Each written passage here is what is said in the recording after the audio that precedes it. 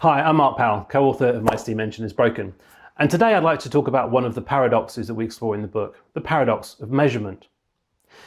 In the world that we live in now, the internet age, the age where we've got technology at our fingertips, we have big data and analytics, we absolutely love numbers. We like to know where we are in the world. We like to know what our exam results are. We like to know what the waiting times are down at the National Health Service. We have KPIs everywhere, and organisations obviously very much focused on measuring how well they are doing.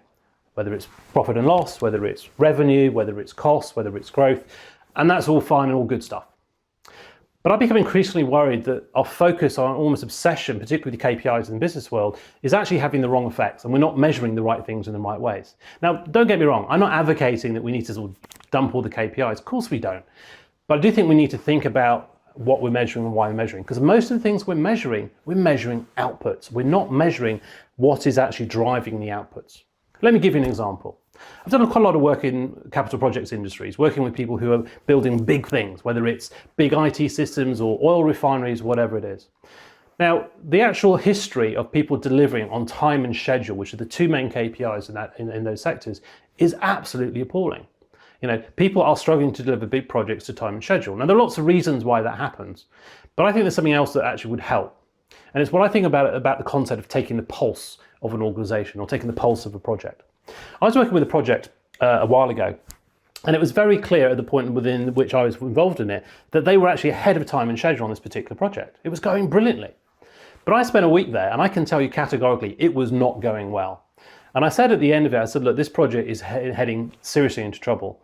And they said, why? I said, well, because if you actually really look and feel what's going on the ground, the nature of the interaction with the stakeholders, the dynamic of the key members on the team, this is not going to go well. And I think you'll find in about 3 months' time, this project is going to be in trouble. The answer I got was, no, it's the time and schedule, it's going brilliantly, because all they were looking at was the output of what had happened before. What they were not looking at was what was going on now that was going to drive the output in 3 to 6 months' time. Not a great surprise, the project actually went completely off the rails, never hit time, never hit schedule. So the question is, why don't people look more specifically at trying to find ways of measuring inputs, things that are happening? The problem is, most of these are based around people. Most organizations are simply collections of dynamic systems, and we're not comfortable with putting numbers on people except in terms of costs, except in terms of productivity. So I think we need to rethink the whole concept of measurement in organizations and rethink, how do we measure the pulse, the things that are going to drive the outputs, and not just measure the outputs of where we are. Thank you.